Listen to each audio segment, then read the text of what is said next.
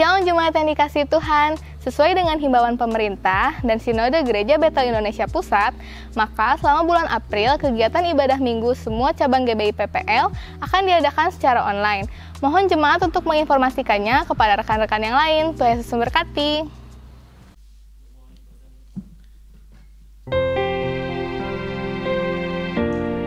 Shalom jemaat yang dikasihi Tuhan. Bagaimana kabarnya pada pagi hari ini? Semua dalam keadaan baik, amin. Saya percaya kita semua dalam perlindungan Tuhan. Dan kita percaya hari-hari kita, hidup kita semuanya dalam tangan Tuhan. Dia Allah yang perkasa, Dia Allah yang berkuasa atas setiap kehidupan kita, amin. Saya percaya keluarga demi keluarga akan dikuatkan ketika kita masuk ke dalam hadirat Tuhan. Oleh sebab itu mari kita siapkan hati kita. Kita masuk ke dalam hadirat Tuhan. Kita berdoa bersama-sama di hadapan Tuhan. Bapa yang baik, kami bersyukur Tuhan buat pagi yang indah ini, di mana Tuhan boleh mengumpulkan kami, keluarga demi keluarga, di rumah kami masing-masing, dimanapun kami berada Tuhan. Kami tetap mau menyembah Tuhan. Kami percaya anugerah-Mu selalu ada bagi setiap kami, anak-anak-Mu yang mengandalkan Tuhan. Tuhan, Kau menyertai hidup kami. Kami serahkan kehidupan kami ke dalam tangan-Mu Bapa. Dan pagi hari ini kami mau menyembah Tuhan, meninggikan nama Tuhan dengan sukacita. Sebab Kau Allah yang dahsyat, Kau Allah yang ajaib. Haleluya Yesus. Hosana bagi Raja di tempat yang maha tinggi. Haleluya. Terima kasih Bapa. Kami siap memuji nama Tuhan. Haleluya. Mari kita sembah Dia. Oh terima kasih. Bersyukur buat perlindungan Tuhan di dalam hidup kami. Sungguh kami bersyukur.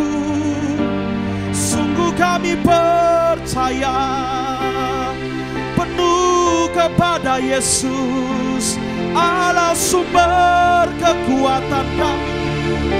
Sungguh Kau dahsyat, sungguh Kau ajaib Tuhan. Kami datang membawa korban syukur bagi-Mu, hanya bagi-Mu Tuhan. Sekiranya baya sande.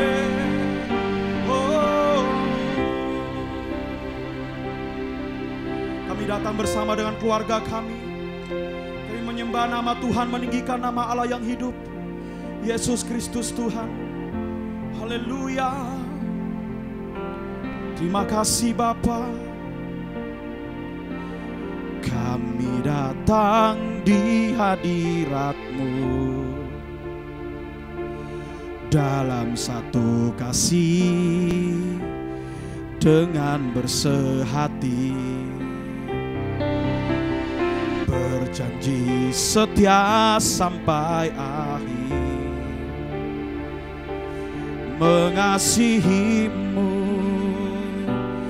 Yesus. Yang percaya katakan, bersama keluargaku melayani Tuhan, bersatu selamanya mengasihi Engkau. Tiada yang dapat melebihi kasih-Mu ya Tuhan. Bagi kami Engkau segalanya. Mari jemaat Tuhan bawa keluargamu dan sembah Dia. Oh, kami datang di hadirat-Mu dalam satu kasih dengan bersehati, berjanji setia sampai akhir, mengasihi-Mu Yesus. Mari sembah Dia. Bersama keluargaku melayani Tuhan, bersatu selamanya mengasihi Engkau. Tiada Tiada yang dapat melebihi kasih-Mu ya Tuhan. Oh, bagi kami Engkau segalanya. Mari yang percaya, bersama keluargaku melayani Tuhan, bersatu selamanya mengasihi Engkau. Tiada yang dapat melebihi kasih-Mu ya Tuhan.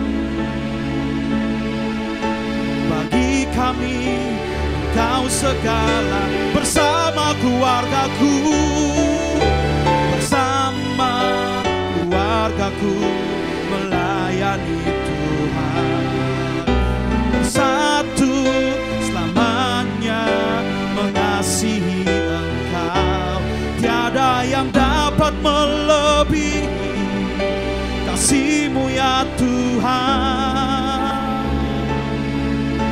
Bagi kami Engkau segalanya. Tiada yang dapat melebihi kasih-Mu ya Tuhan. Oh haleluya. Bagi kami Engkau segalanya.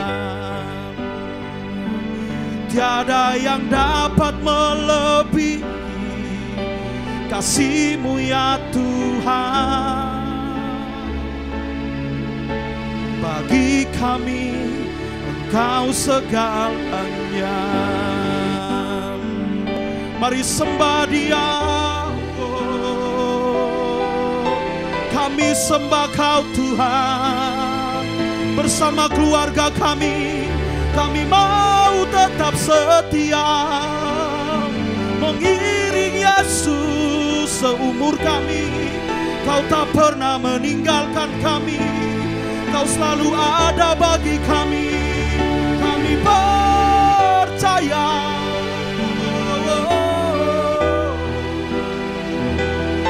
Sungguh Kau baik Tuhan, sungguh Kau dahsyat. Terima kasih Yesus. Mari kita sembah Dia, bawa pujian penyembahan bagi Tuhan. Sebab Dia Allah yang dahsyat, Dia Allah yang ajaib. Pertolongan kami daripada-Mu Tuhan, pertolongan keluarga kami berasal daripada Tuhan yang menjadikan langit dan bumi. Yesus Kristus namanya. Haleluya. Oh.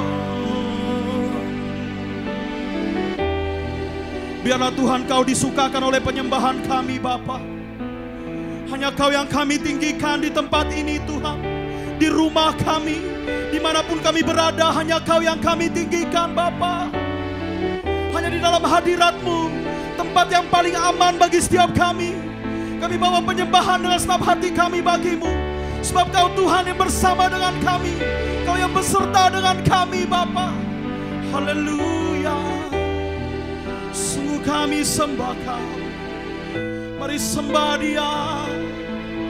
Penyembahan yang terbaik berikan bagi Raja Yesus Tuhan kami. Oh, terima kasih Bapa. Sungguh penyertaan-Mu sempurna Tuhan. Oh, sekalipun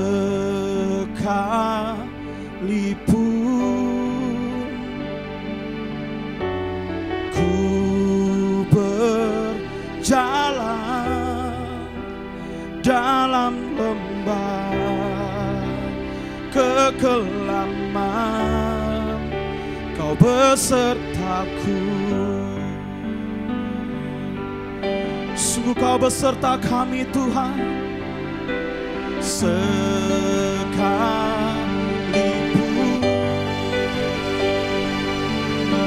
hidup tak menentu, hanya Engkau kepastian bagiku. Mari jemaat yang percaya katakan dengan hatimu, Oh, bersama kami, berjalan bersama kami. Ku tak takut, ku tak gentar, sebab Allahku bersama kami. Tuhan yang bersama kami, berjalan bersama kami. Tangan-Mu yang pegang hidupku, ku yakin Kau bersama kami. Mari jemaat Tuhan dengan senap hatimu sambil angkat tangan sembah Dia. Sekalipun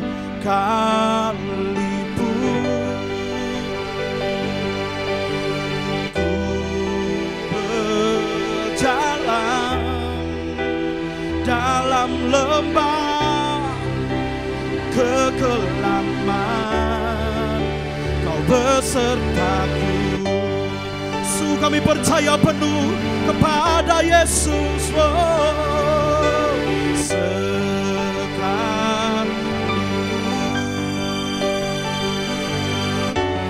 hidup tak menentu, hanya Engkau kepastian bagi. Mari sembah Dia, haleluya. Yang bersama kami, berjalan bersama kami. Ku tak takut, ku tak gentar, sebab Allahku bersama kami.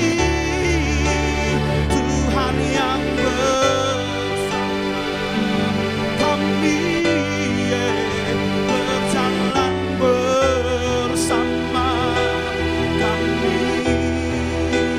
Tangan-Mu yang pegang hidupku, ku yakin Kau bersama kami.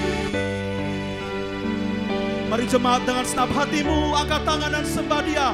Tuhan yang bersama kami, berjalan bersama kami.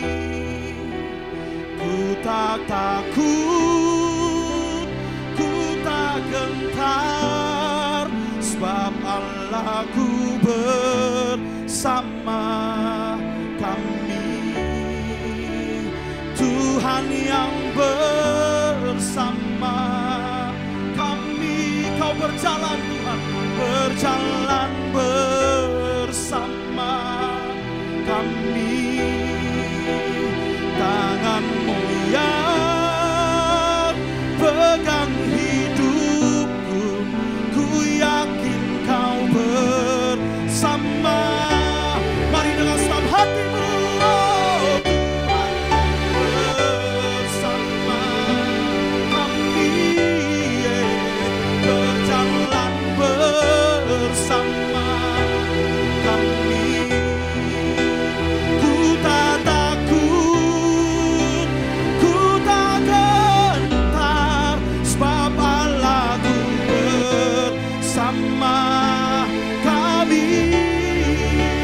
Tuhan yang bersama kami, berjalan bersama kami. Tuhan, tangan-Mu yang pegang hidupku, ku yakin Kau bersama kami.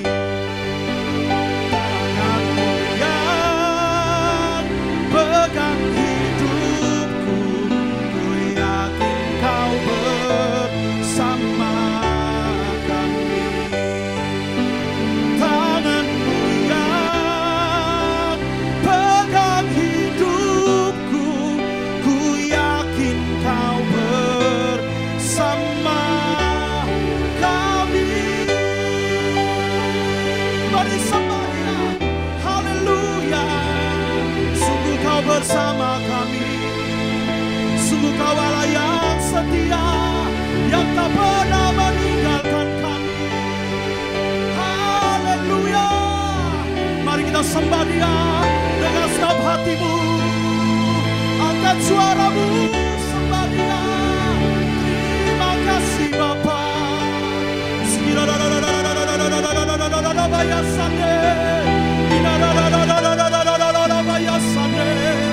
Haleluya. Yesus Kau dahsyat, Yesus Kau ajaib di dalam hidup kami. Tiada yang seperti-Mu. Kami ada semua karena anugerah-Mu. Kami ada semua karena kebaikan Tuhan.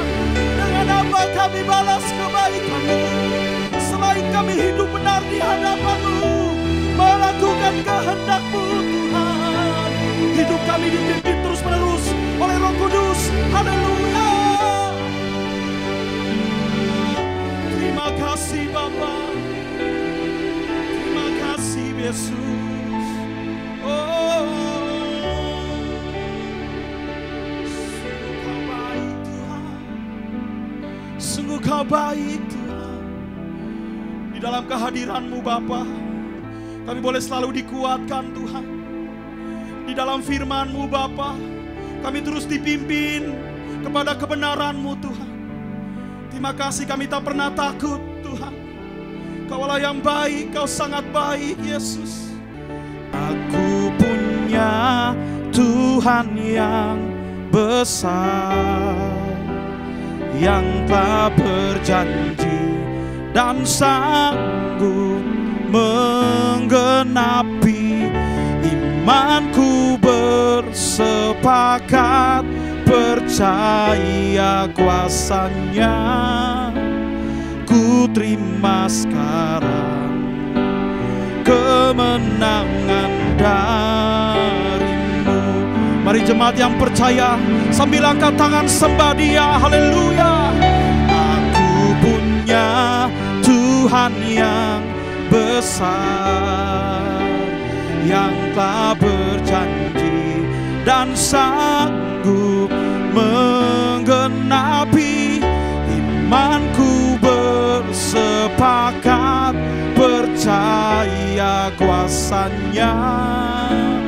Ku terima sekarang kemenangan dari-Mu. Imanku bersepakat percaya kuasa-Nya. Ku terima sekarang kemenangan dari-Mu. Imanku bersepakat percaya kuasa-Nya. Ku terima sekarang kemenangan dari-Mu.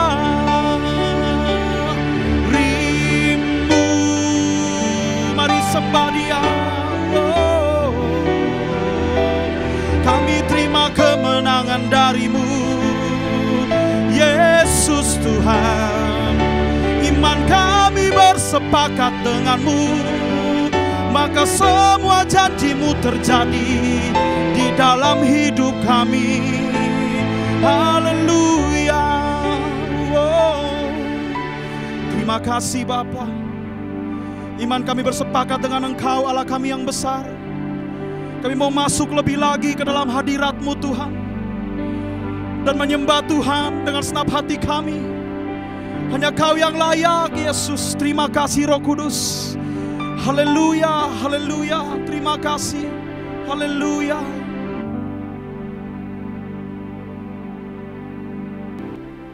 Kami mau lebih lagi menyenangkan hati Tuhan. Haleluya. Oh, terima kasih Bapa.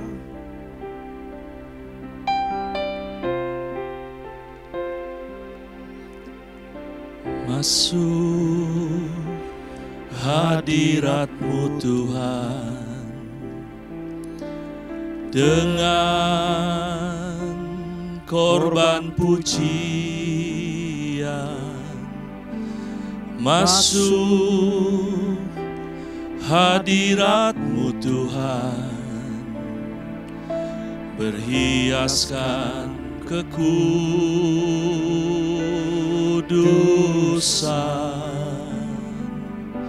Amin. Di hadapan hadirat-Mu Tuhan, ku rasakan kedamaian.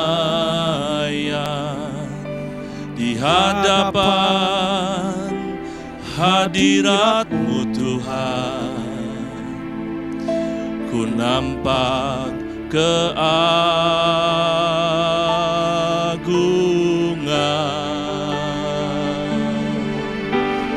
Yesus, ku sembah Kau, sujud di hadapan-Mu. Keinginan dalam hidupku hanya untuk menyembah-Mu. Mari jemaat Tuhan nyanyikan bersama-sama dengan segenap hati pujian bagi Tuhan. Masuk hadirat-Mu Tuhan. Amin. Dengan korban pujian masuk hadirat-Mu Tuhan, berhiaskan kekudusan.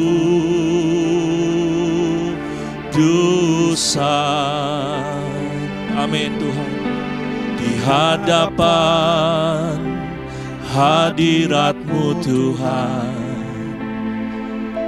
ku rasakan kedamaian. Amin. Di hadapan hadirat-Mu Tuhan, ku nampak keagungan.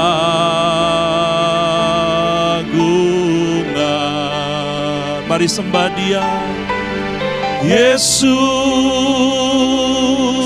ku sembah Kau, sujud di hadapan-Mu. Keinginan dalam hidupku hanya untuk menyembah-Mu. Oh Yesus, Yesus, ku sembah Kau, sujud di hadapan-Mu. Keinginan dalam hidupku hanya untuk menyembah-Mu. Mari sekali lagi dengan segenap hati nyanyikan pujian dari awal. Masuk hadirat-Mu Tuhan. Kami mau bawa korban dengan korban pujian. Amin. Masuk hadirat-Mu Tuhan, berhiaskan kekudusan.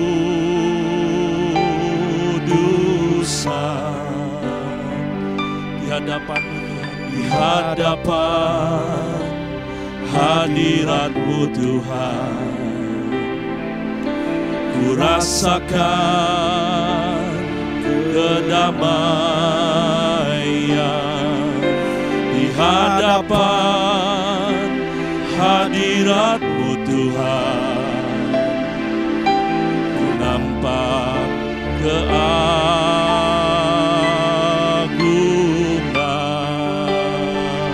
Mari sembah Dia. Yesus, ku sembah Kau,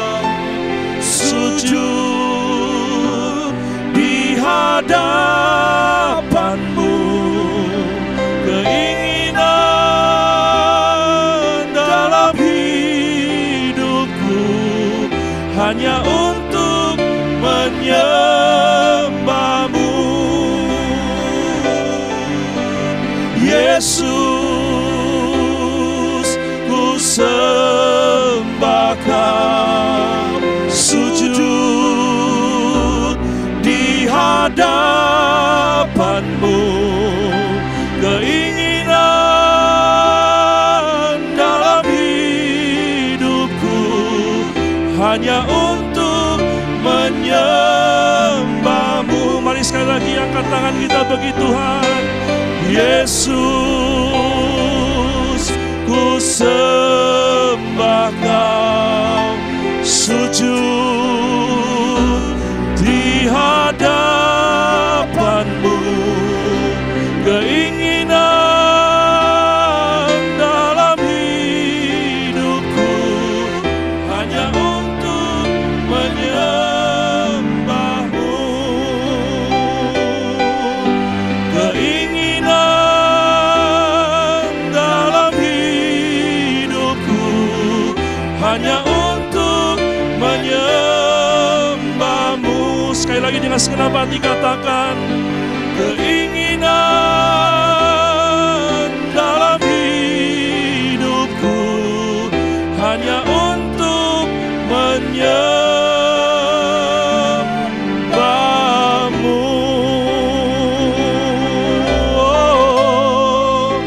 Mari jemaat Tuhan sembah Dia dengan segenap hati. Jangan ada yang berdiam diri. Sembah Tuhan di tempat kediaman kita masing-masing. Haleluya. Kami mau menyembah-Mu Tuhan. Kami mau menyembah-Mu dengan segenap hati kami Tuhan.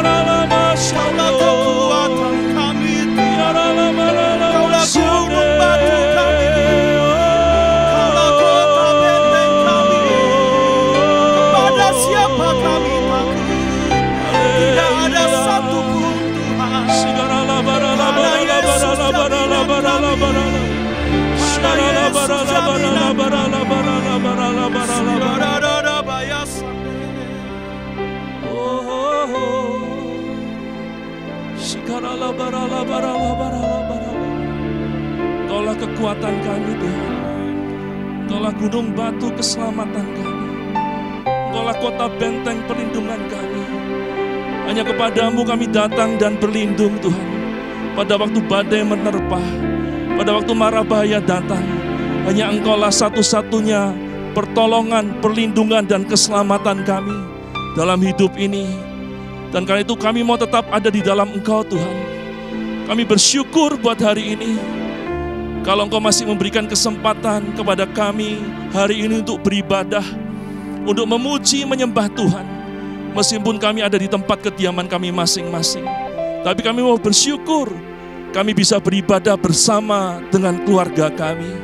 Terima kasih Tuhan, kami mau selalu hidup untuk menyenangkan hati-Mu.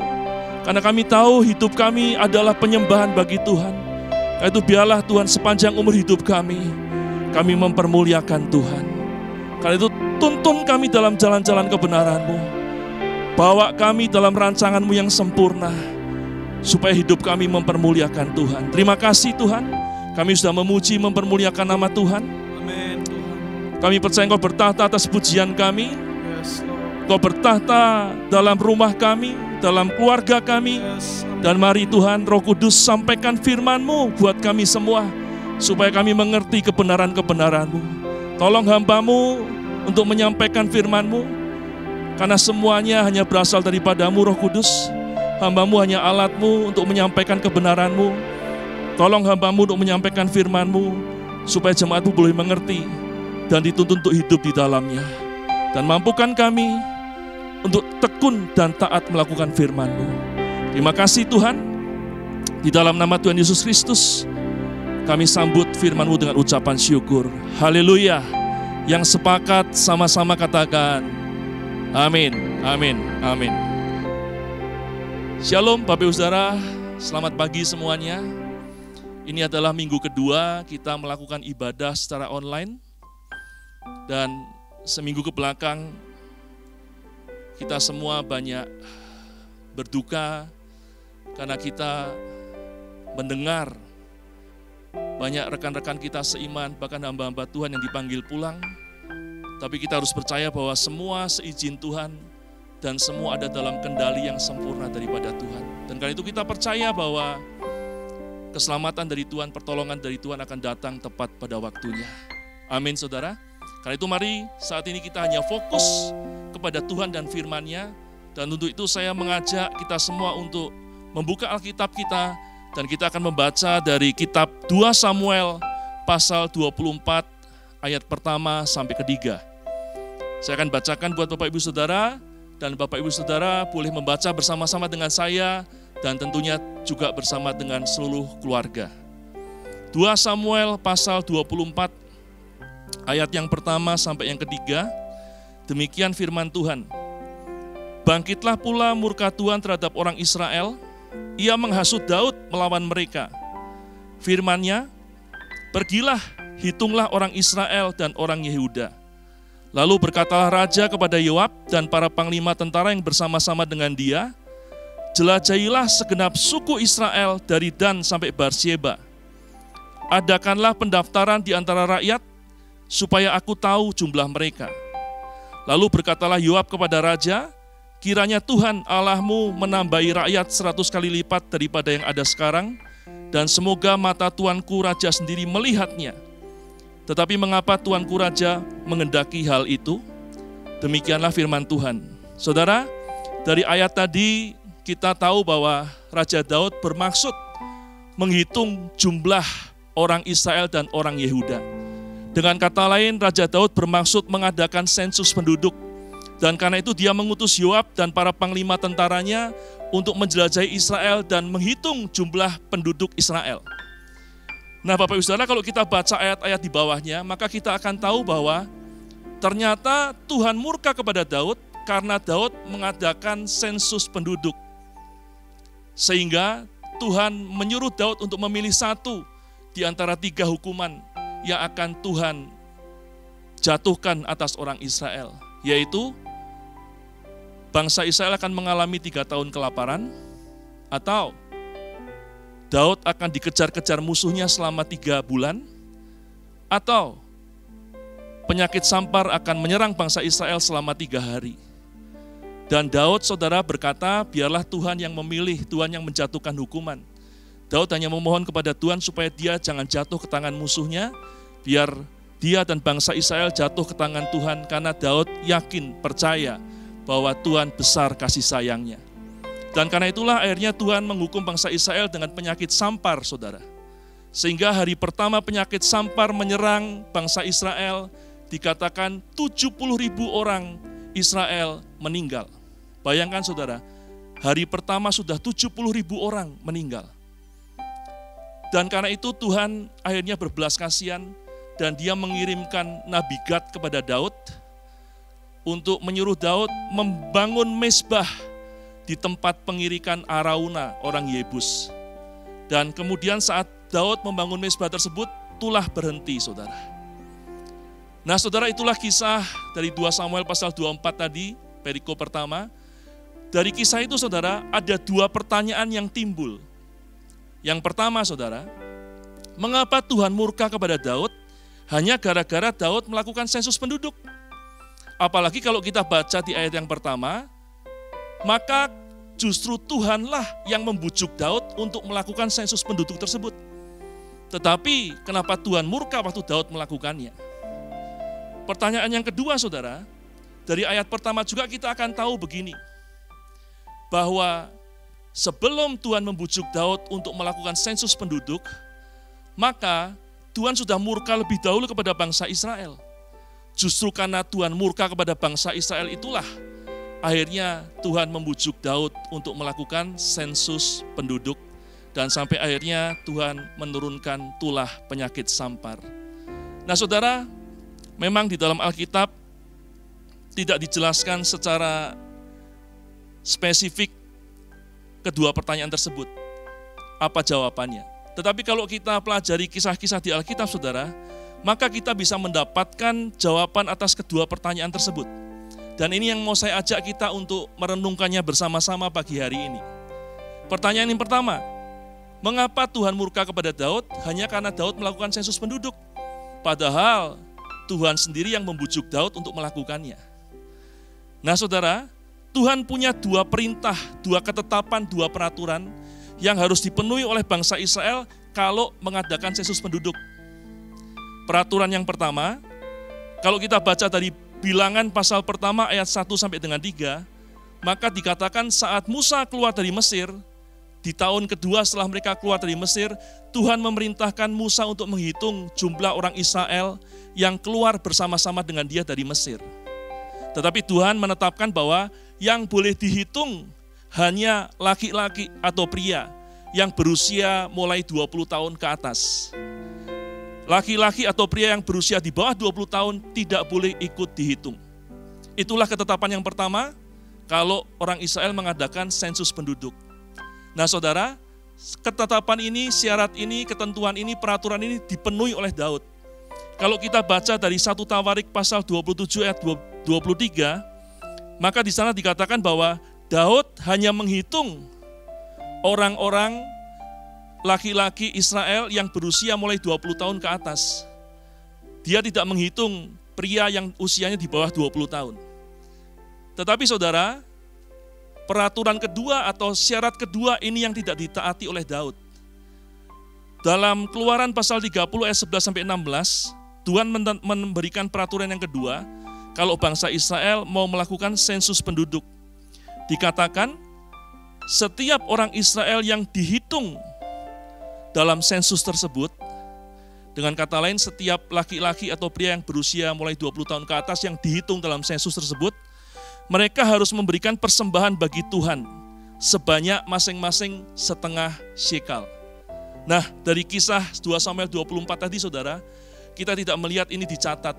Karena itu saya percaya ini yang tidak dilakukan oleh Daud. Pada waktu melakukan sensus penduduk, Daud tidak menyuruh rakyat untuk memberikan persembahan itu. Dan itulah yang membuat Tuhan murka. Saudara, pertanyaannya adalah, mengapa hanya gara-gara tidak memberikan persembahan, maka Tuhan bisa murka, saudara? Esensinya sebenarnya bukan masalah persembahannya. Tapi esensinya adalah begini, saudara. Dengan Daud lupa untuk memerintahkan bangsa Israel memberikan persembahan, maka pada saat itu sebenarnya Daud hanya melakukan sensus untuk kepentingannya sendiri. Daud melakukan sensus untuk memenuhi keinginannya sendiri. Dan dia tidak memikirkan Tuhan, tidak memikirkan kepentingan Tuhan. Sehingga akhirnya dia melupakan perintah-perintah Tuhan dan tidak melakukannya. Apa tujuan Daud melakukan sensus penduduk? Ada dua hal, saudara.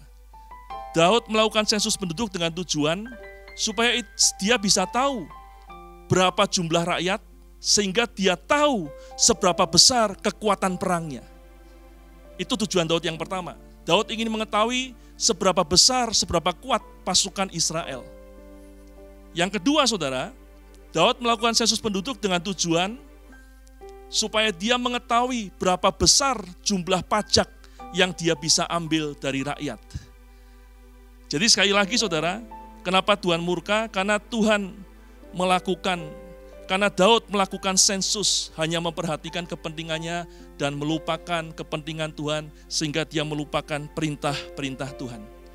Harusnya saudara, saat itu Daud harusnya lebih memperhatikan perintah Tuhan. Kenapa? Karena saat itu Daud sangat diberkati Tuhan. Dia menjadi kuat, kerajaannya menjadi kuat, rakyatnya bertambah besar, dia bertambah kaya dan lain sebagainya. Harusnya dia semakin mengutamakan Tuhan dalam hidupnya. Tapi ironisnya adalah semakin dia diberkati, semakin dia besar, justru dia semakin melupakan Tuhan. Yoab berkata dalam ayat 3 tadi, kiranya Tuhan Allahmu menambahi rakyat 100 kali lipat daripada yang ada sekarang. Artinya apa? Artinya kalau Daud bertambah besar, rakyatnya bertambah banyak, negerinya semakin kaya, itu semua karena berkat Tuhan. Dan karena itu harusnya Daud lebih mengutamakan Tuhan lebih dulu. Tapi ternyata kebalikannya saudara, Daud mementingkan dirinya sendiri, kepentingannya sendiri, dan dia melupakan kepentingan Tuhan. Sehingga Daud melupakan perintah-perintah Tuhan. Itulah jawaban atas pertanyaan yang pertama, kenapa Tuhan murka kepada Daud.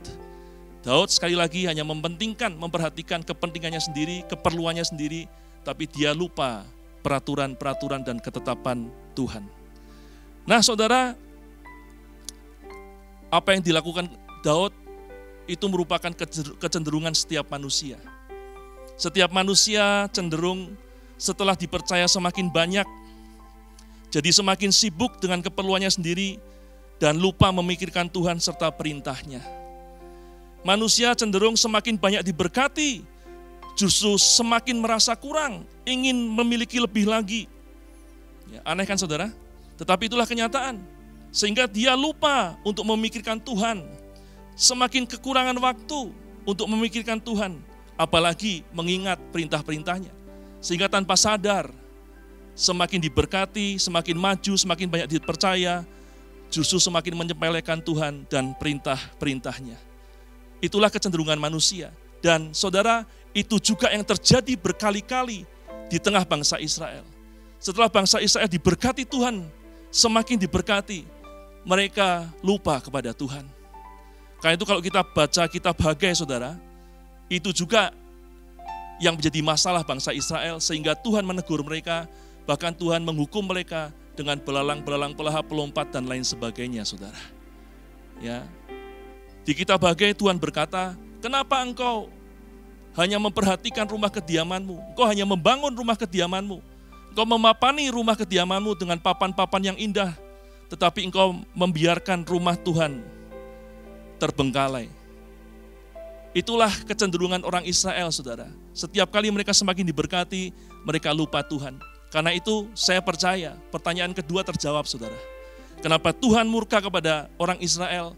Karena saat itu orang Israel hidup seperti rajanya.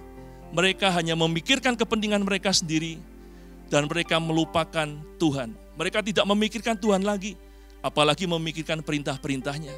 Sehingga banyak perintah Tuhan yang dilalaikan, banyak perintah Tuhan bahkan yang dilanggar. Dan karena itulah Tuhan murka kepada Israel. Karena itu dia menghasut Daud untuk melakukan sensus penduduk. Dan karena Daud pun tidak lagi memikirkan Tuhan dengan sungguh hati, segenap hati, maka kesalahan itu terjadi dan tulah turun atas Israel. Nah saudara, kalau kita renungkan, bukankah saat ini kita sedang menghadapi keadaan seperti yang dialami oleh orang Israel saat itu? Amin saudara. Kita saat ini sedang menghadapi pandemi global, seluruh dunia terkena dampaknya. Ya, ada ancaman virus corona atau COVID-19 saudara, dan itu melanda seluruh muka bumi ini. Ya. Hampir semua negara di dunia sudah terkena dampaknya saudara. Dan kita mungkin berpikir, kenapa Tuhan mengizinkan ini semua terjadi?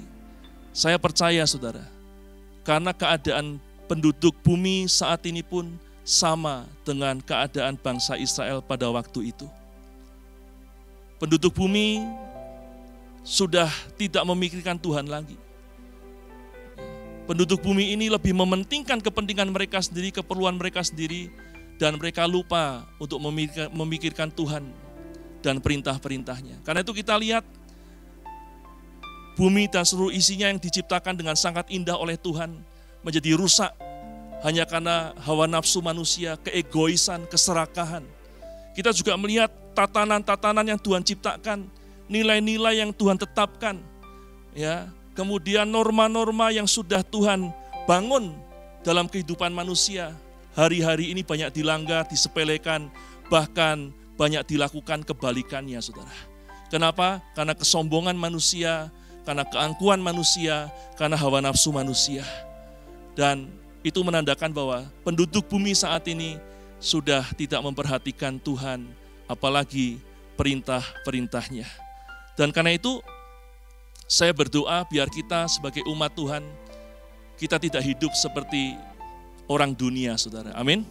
Jangan kita menjadi sama, tidak memikirkan Tuhan lagi, bahkan kita mengabaikan perintah-perintahnya. Karena itu mari saudara, dalam menghadapi situasi saat ini, apa yang harus kita lakukan? Saya mengajak kita untuk membuka kitab Yesaya pasal 30 ayat 15. Yesaya pasal 30 ayat 15. Demikian firman Tuhan. Sebab beginilah firman Tuhan Allah yang Maha Kudus, Allah Israel. Dengan bertobat dan tinggal diam, kamu akan diselamatkan. Dalam tinggal tenang dan percaya terletak kekuatanmu. Sekali lagi saya bacakan, Yesaya 30 ayat 15. Sebab beginilah firman Tuhan Allah yang Maha Kudus, Allah Israel. Dengan bertobat dan tinggal diam, kamu akan diselamatkan. Dalam tinggal tenang dan percaya terletak kekuatanmu. Saudara, ini yang harus kita lakukan, saudara. Firman tadi mengatakan begini, bahwa kita harus tinggal diam. Saudara, kalau kita renungkan, saat ini, dalam tanda kutip, kita dipaksa oleh Tuhan untuk tinggal diam. Kita yang biasanya sibuk dari pagi sampai malam, kita yang selama ini mungkin berkata, waduh, kalau bisa 1 hari lebih dari 24 jam, ya, kita super sibuk selama ini, tiba-tiba kita harus banyak meninggalkan kegiatan pekerjaan kita, bahkan kita tinggalkan sama sekali, dan kita harus diam di rumah. Untuk apa, saudara? Tuhan izinkan itu terjadi untuk satu hal, supaya kita bisa bertobat. Inilah saatnya kita introspeksi diri kita masing-masing. Apakah kita sudah menjadi seperti orang dunia yang sibuk hanya untuk diri kita, mementingkan diri kita sendiri, mencari untuk keperluan kita sendiri, dan kita melupakan Tuhan? Mungkin kita tampak masih beribadah, bahkan mungkin tampak masih melayani, tapi sebenarnya hati kita sudah menjauh daripada Tuhan. Sehingga kita tidak mengutamakan Tuhan lagi, kita mengabaikan firman-Nya, bahkan mungkin kita menyepelekan firman-firman-Nya, saudara. Kalau itu terjadi, saatnya untuk kita bertobat, kita minta ampun kepada Tuhan. Atau mungkin ada di antara kita yang selama ini sudah tinggal dalam dosa bahkan. Ya, inilah saatnya untuk kita berdamai dengan Tuhan. Kita minta ampun kepada Tuhan dan kita katakan kita mau kembali kepada Tuhan dan jalan-jalannya. Supaya apa? Supaya kita diselamatkan dari apa yang sedang terjadi. Karena hanya ada keselamatan di dalam Tuhan. Dan keselamatan di dalam Tuhan diberikan kepada orang-orang yang bersungguh hati kepada Tuhan, yang mau bertobat dan kembali kepada Tuhan. Dan kalau itu sudah kita lakukan, maka kita lakukan hal yang kedua, yaitu kita tinggal tenang dan percaya supaya kita kuat menghadapi saat-saat ini. Karena saya percaya saat-saat ini gak mudah untuk dilalui, saudara. Karena itu supaya kita bisa kuat menghadapinya, maka setelah kita bertobat berdamai dengan Tuhan, maka kita tinggal tenang dan percaya. Percaya pada kuasa Tuhan, percaya pada perlindungan Tuhan, percaya pada kasih Tuhan, percaya pada janji Tuhan, semuanya pasti akan digenapi untuk setiap orang yang bersungguh hati kepada Tuhan. Sehingga kita percaya, Tuhan akan menolong tepat pada waktunya. Amin, saudara. Nah, itulah yang harus kita lakukan, bertobat, tinggal diam, tinggal tenang, dan percaya. Karena itu saudara, kalau boleh diberi tema khotbah pagi hari ini, temanya adalah Be Still and Believe. Tinggal diam, tinggal tenang, percaya tetap kepada Tuhan. Nah, kemudian saudara, dalam menghadapi masa-masa saat ini di mana kita seakan-akan dalam tanda kutip dipaksa Tuhan untuk berdiam, untuk banyak tinggal di rumah, apa yang harus kita lakukan? Ada 4 hal yang harus kita lakukan, saudara. Yang pertama, saya mengajak kita setiap keluarga harus membangun mezbah keluarga. Jangan sampai di tempat-tempat kediaman anak-anak Tuhan tidak ada mezbah keluarga. Mezbah keluarga ini penting, saudara. Kenapa? Karena yang pertama, mezbah keluarga merupakan bukti bahwa dalam hidup kita tidak hanya memikirkan kepentingan kita sendiri. Mezbah keluarga merupakan bukti bahwa dalam hidup ini kita juga memikirkan Tuhan, mengutamakan Tuhan, dan kita mau menyembah Tuhan dalam hidup ini. Karena itu mezbah keluarga sangat penting, karena itu bukti bahwa kita tidak gunakan waktu kita hanya untuk kepentingan kita sendiri. Tapi kita bersama dengan keluarga kita, sekeluarga, mengutamakan Tuhan dan memikirkan Tuhan. Dan saudara, mezbah keluarga penting, kenapa saudara? karena mezbah keluarga membuat di rumah kita ada tanda Tuhan. Sekali lagi saya katakan, saya ulangi, mezbah keluarga penting karena mezbah keluarga membuat di rumah kita ada tanda Tuhan. Apa maksudnya saudara? Kalau kita baca Keluaran pasal 12, maka kita akan dapati kisah di sana. Waktu Tuhan melepaskan tulah ke-10 sebelum Israel keluar dari Mesir. Yaitu malaikat maut menjalani seluruh tanah Mesir dan malaikat maut membunuh setiap anak sulung laki-laki bangsa Mesir, saudara. Dan sebelum itu terjadi, Tuhan memerintahkan bangsa Israel untuk menyembelih anak domba dan mengurapi ambang pintu rumah mereka dengan darah domba tersebut. Sehingga dikatakan, waktu malaikat maut melihat tanda di pintu tersebut, malaikat maut akan melewatinya, saudara. Sehingga malaikat maut tidak masuk dan tidak membunuh anak sulung yang ada dalam rumah tersebut. Karena melalui tanda darah itu, malaikat maut mengetahui bahwa itu adalah rumah orang Israel, umat Tuhan. Nah saudara, kita masih melakukan seperti apa yang dilakukan oleh orang Israel di tanah Mesir. Kita seringkali dengan tuntunan Tuhan mengurapi rumah kediaman kita. Meskipun saat ini kita mengurapi bukan dengan darah lagi, tapi kita mengurapinya dengan minyak urapan. Saya pun lakukan hal itu saudara.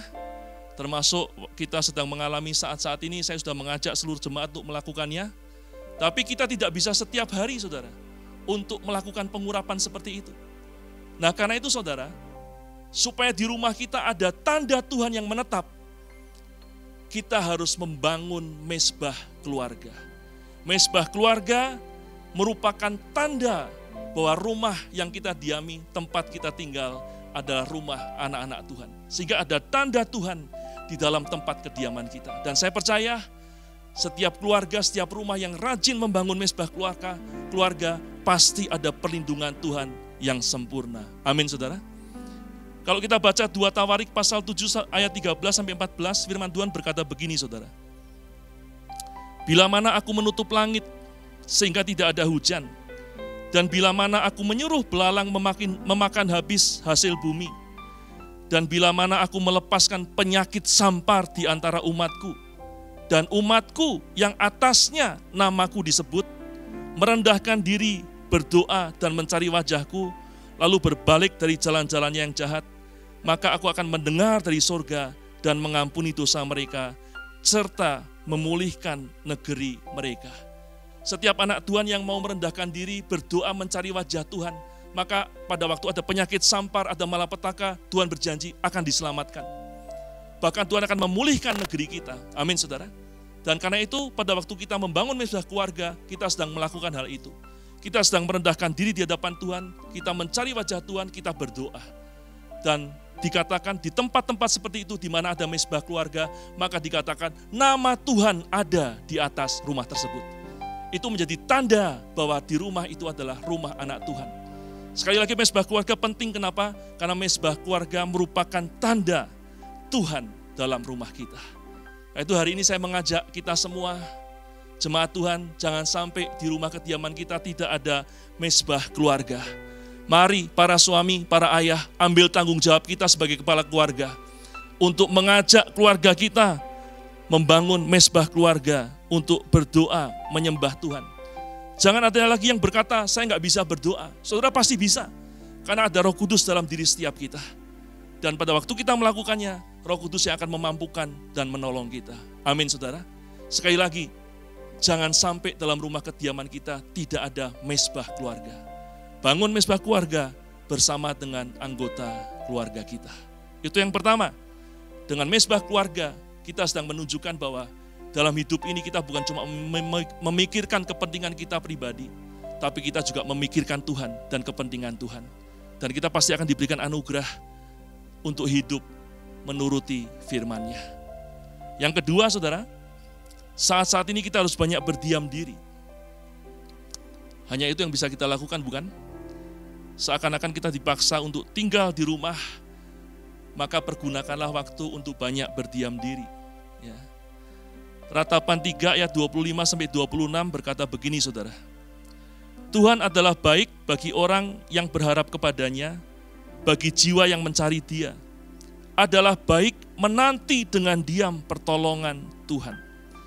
Nah, itu sekali lagi, apa yang harus kita lakukan di saat-saat kita sedang melakukan social distancing ini, saudara.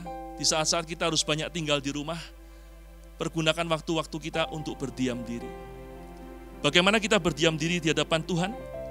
Dengan kita membaca, merenungkan firman Tuhan, dengan kita banyak berdoa, dengan cara itu kita sedang menunjukkan bahwa kita sedang berdiam diri di hadapan Tuhan. Dan waktu kita lakukan, gunakan waktu kita untuk banyak berdiam diri, kita sedang menunjukkan bahwa dalam hidup ini, waktuku bukan untuk kepentinganku semua, tapi juga aku berikan kepada Tuhan. Dengan berdiam diri kita menunjukkan bahwa kita juga mengutamakan Tuhan dalam hidup kita.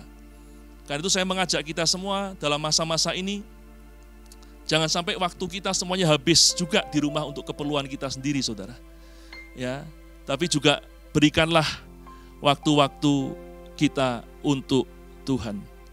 Nah, saudara, yang kedua, waktu kita harus berdiam diri, apa yang harus kita lakukan?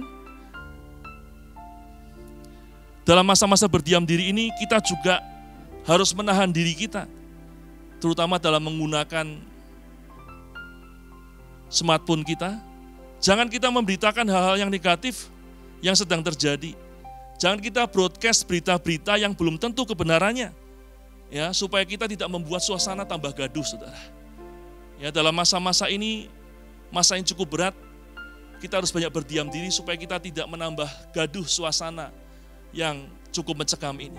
Karena itu dengan berdiam diri artinya juga kita menahan diri kita dalam menggunakan sosial media. Dengan demikian kita sedang menunjukkan bahwa dalam hidup ini kita juga mementingkan Tuhan dan perintah-perintahnya. Yang ketiga, saya mengajak kita semua untuk berpuasa. Esra pasal 8 ayat 21 dan 23 berkata begini, saudara. Esra pasal 8 ayat 21 dan 23. Kemudian di sana di tepi sungai Ahawa itu aku memaklumkan puasa supaya kami merendahkan diri di hadapan Allah kami dan memohon kepadanya jalan yang aman bagi kami, bagi anak-anak kami dan segala harta benda kami. Jadi berpuasalah kami dan memohonkan hal itu kepada Allah, dan Allah mengabulkan permohonan kami. Saya mengajak kita selama masa-masa ini, mari merendahkan diri dengan berpuasa di hadapan Tuhan. Esra berkata, pada waktu Esra membawa rombongan untuk kembali ke Yerusalem, dia tahu bahwa ada banyak bahaya dalam perjalanan mereka ke Yerusalem. Dan karena itu, supaya mereka mendapat pertolongan dari Tuhan, mendapatkan jalan yang aman, maka mereka merendahkan diri dengan cara berpuasa. Dan karena itu permohonan mereka dikabulkan oleh Tuhan. Kita sebagai anak-anak Tuhan, kita tahu bahwa kita juga orang asing di dunia ini, saudara. Amin. Karena kewargaan kita adalah di dalam surga. Dan sepanjang hidup kita di dunia ini banyak bahaya, tidak mudah. Karena itu supaya kita diberikan jalan yang aman, ada pertolongan Tuhan dalam hidup kita, mari kita rendahkan diri kita dengan berpuasa. Waktu kita berpuasa, itu juga merupakan bukti bahwa kita menunjukkan dalam hidup ini, kita tidak mencari untuk kepuasan kita sendiri, tapi kita memberikan diri kita, waktu kita, hidup kita, untuk menahan diri dengan berpuasa, karena kita mementingkan Tuhan dan mengutamakan Tuhan. Nah itu mari saudara berpuasalah saat-saat ini. Saya sudah mengajak jemaat untuk berpuasa selama 30 hari sampai tanggal 11 April. Terlebih untuk menyongsong Paskah yang akan kita rayakan tanggal 13 April nanti.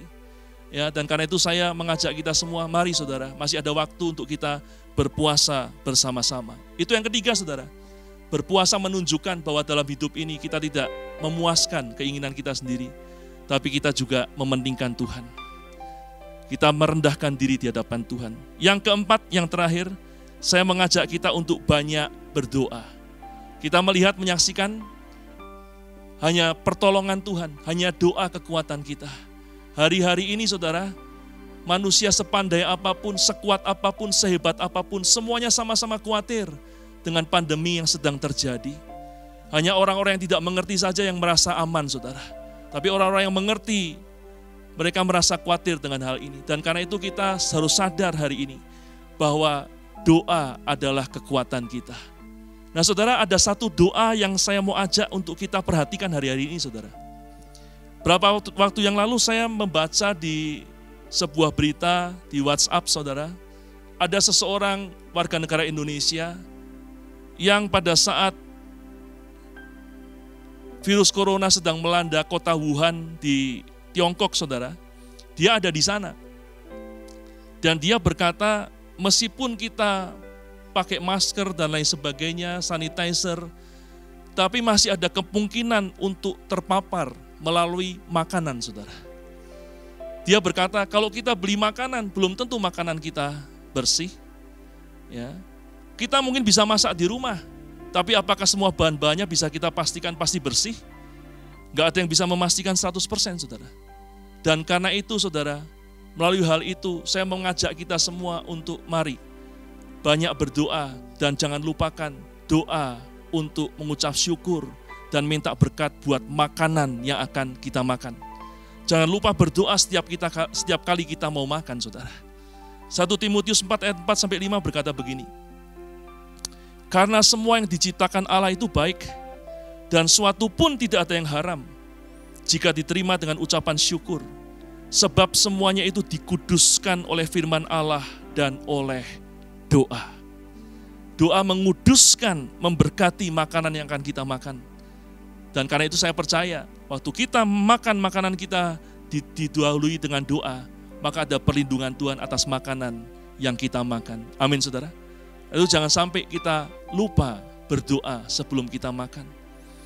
Bagaimana dengan saudara saat ini? Apakah masih berdoa sebelum makan? Atau mungkin saudara merasa, itu hanya kebiasaan, itu enggak terlalu penting. Tapi hari-hari ini kita sangat mengerti pentingnya berdoa untuk makanan yang akan kita makan. Karena hanya perlindungan Tuhanlah, sekali lagi hanya perlindungan Tuhan yang bisa memastikan bahwa kita terbebas dari semua mara bahaya apapun yang terjadi di muka bumi ini. Karena itu Bapak Ibu, para orang tua, ajarkan kepada anak saudara sejak sedini mungkin untuk mereka berdoa sebelum mereka makan. Dengan mengajarkan demikian, maka Bapak Ibu Saudara menjaga anak-anak saudara seumur hidup mereka, sehingga mereka diberkati lewat makanan mereka. Karena itu sekali lagi, mari banyak berdoa, terutama jangan lupakan doa mengucap syukur untuk makanan yang kita mau nikmati, saudara. Suatu saat, pada waktu saya melayani di kota Jakarta, saya masuk ke sebuah rumah makan, gak terlalu besar saudara. Ya. Dan di salah satu dindingnya, saya melihat satu tulisan yang membuat saya cukup terpana saudara. Di dinding itu tertulis begini saudara, ingat makan, ingat Tuhan. Ya. Tidak ada hiasan apa-apa, hanya tulisan besar, ingat makan, ingat Tuhan. Dan itu sangat cukup mempesona saya saudara. Kenapa? Karena jarang ada rumah makan yang memasang tulisan seperti itu. Dan harap dicatat, itu rumah makan bukan milik anak Tuhan. Itu milik komunitas sebuah agama lain, saudara. Dan ternyata di kota Bandung juga ada. Tapi mereka mengajarkan hal yang sangat baik. Kita harus ingat Tuhan setiap kali kita mau makan. Ya. Dan dengan kita berdoa waktu kita mau makan, itu menunjukkan juga bahwa dalam hidup ini kita mengutamakan Tuhan. Dalam hidup ini kita menghormati Tuhan. Dalam hidup ini kita memikirkan kepentingan-kepentingan Tuhan. Tuhan pasti disenangkan waktu kita berdoa mengucap syukur sebelum kita makan. Karena itu sekali lagi, hal yang keempat, mungkin sederhana, sepele, tapi ini sangat penting buat kita. Dan kita rasakan manfaatnya saat-saat ini. Nah itulah saudara 4 hal yang harus kita lakukan selama kita berdiam diri. Yang pertama, bangun mezbah keluarga. Yang kedua, mari berdiam diri di hadapan Tuhan dengan banyak bersekutu dengan firman Tuhan.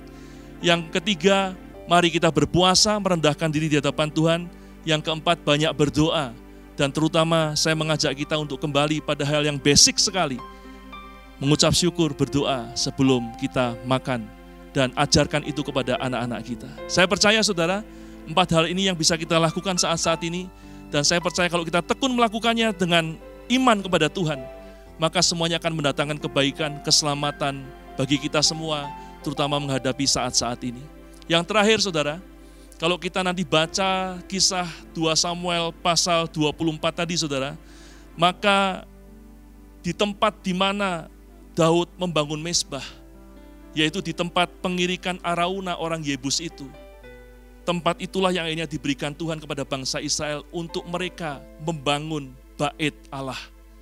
Apa artinya saudara? Artinya begini, memang bangsa Israel waktu itu mengalami penyakit sampar, tapi setelah selesai mereka mengalaminya, melewatinya, mereka mendapat tempat untuk membangun bait Allah. Dan saya percaya, kalau kita tekun di dalam Tuhan, dan kita menantikan keselamatan dari Tuhan, menghadapi saat-saat ini, maka setelah masa-masa ini lewat saudara, maka kita akan melihat kehadiran Tuhan dalam kehidupan kita. Apa yang selama ini dalam kehidupan kita, yang seakan-akan tidak ada pertolongan Tuhan di sana, maka saya percaya selepas ini, akan datang pertolongan Tuhan atas hal tersebut. Saya percaya apa yang kita doakan selama ini, maka selepas ini Tuhan akan memberikan jawaban atas doa-doa kita. Karena itu mari dengan sungguh-sungguh kita tinggal diam dan bertobat di hadapan Tuhan. Dan kita tinggal tenang dan percaya kepada Tuhan. Supaya kita bisa melalui saat-saat ini dengan pertolongan Tuhan. Amin. Biar firman ini jadi berkat buat kita semua. Mari kita mau berdoa bersama-sama. Dan sebelum kita berdoa, kita naikkan pujian yang terakhir bersama-sama sekali lagi. Masuk hadirat-Mu Tuhan. Amin. Dengan korban pujian, masuk hadirat-Mu Tuhan, terhiaskan kekudusan.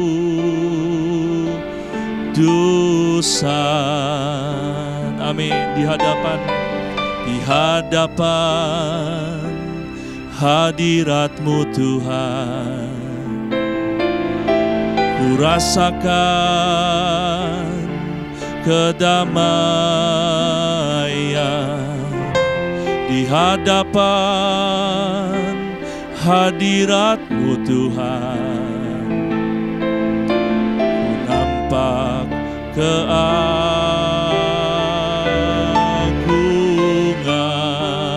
Mari sembah Dia dengan segenap hati. Yesus, ku sembah Kau, sujud di hadapan-Mu. Keinginan dalam hidupku hanya untuk menyembah-Mu. Yesus, ku sembah Kau, sujud di hadapan-Mu. Amin. Keinginan dalam hidupku hanya untuk menyembah-Mu. Sekali lagi dengan segenap hati katakan, Yesus, ku sembah Kau, sujud di hadapan-Mu. Keinginan dalam hidupku hanya untuk menyembah-Mu. Amin Tuhan. Keinginan dalam hidupku hanya untuk menyembah-Mu. Sekali lagi dengan segenap hati katakan, keinginan dalam hidupku hanya untuk menyembah-Mu.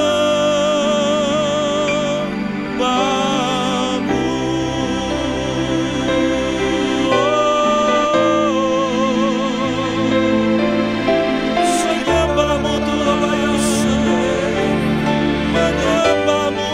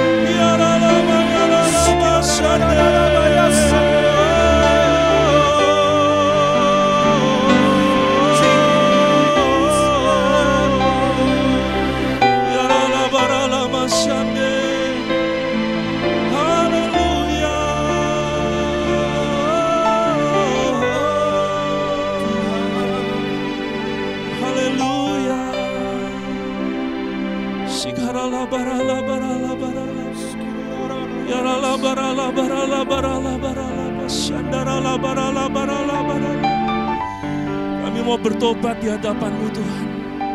Kalau mungkin di hadapan Tuhan hidup kami sudah kedapatan, kami hanya mementingkan kepentingan kami sendiri. Kami hanya mencari kepuasan diri kami, dan kami melupakan Tuhan dan perintah-perintah-Nya. Sehingga kami kedapatan seringkali melanggar perintah-perintah-Mu. Ampuni kami Tuhan. Di masa-masa ini kami mau bertobat di hadapan Tuhan. Ampuni semua kesalahan kami. Basuh kami dengan kuasa darah-Mu Tuhan, dalam nama Yesus. Dan kami mau percaya waktu kami berdamai dengan Tuhan, maka keselamatan Tuhan ada dalam kehidupan kami, ada atas keluarga kami, dalam nama Yesus. Karena itu kami mau tinggal tenang dan kami tetap percaya pada kasih Tuhan, percaya pada janji-janji Tuhan, bahwa keselamatan-Mu menjagai kami sepanjang umur hidup kami. Terima kasih Tuhan, kami bersyukur buat firman-Mu yang mengingatkan kami, supaya selepas semua ini Tuhan, kami kembali hidup mengutamakan Tuhan dan perintah-perintah-Mu Tuhan. Karena itu tolong kami Roh Kudus, dalam keadaan yang baik sekalipun, kami gak lupa sama Tuhan. Kami gak lupa sama perintah-perintah-Mu. Terima kasih buat firman-Mu, materaikan dalam hati kami, supaya kami mengingatnya setiap saat. Dan terutama tolong kami Roh Kudus untuk kami bisa melakukannya sepanjang umur hidup kami. Karena kami tahu hanya daripada-Mu kekuatan kami. Dan hari ini kami berdoa Tuhan di dalam nama Yesus. Kami mau berdoa untuk bangsa dan negara kami.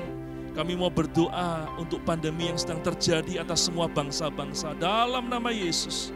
Tuhan tolong Tuhan, biar Engkau memberikan jalan keluar atas masalah yang sedang dihadapi saat ini di dalam nama Yesus.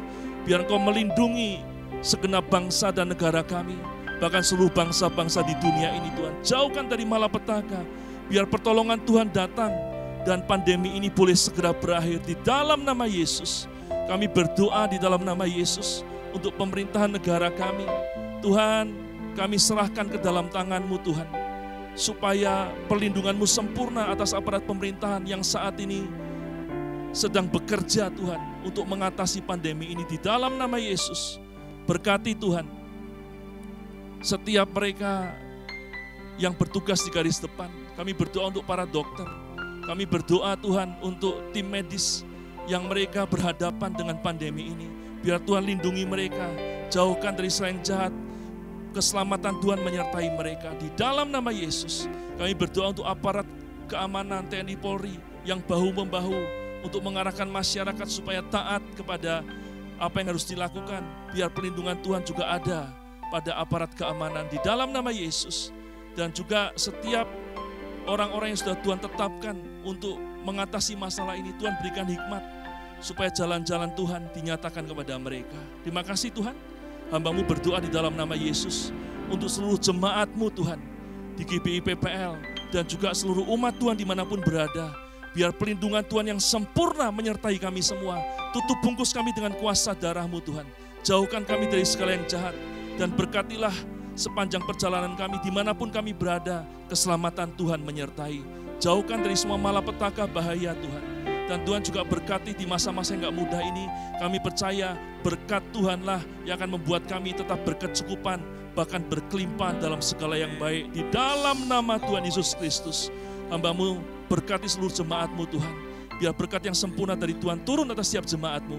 Damai sejahtera memenuhi hati, jiwa, pikiran seluruh jemaat-Mu di dalam nama Yesus. Kami juga berdoa Tuhan untuk para pemimpin kami di dalam nama Yesus. Kami berdoa untuk gembala penatua, kami berdoa untuk gembala pembina, dan juga gembala pelaksana harian, dan seluruh gembala-gembala yang ada, para pemimpin yang ada di gereja ini.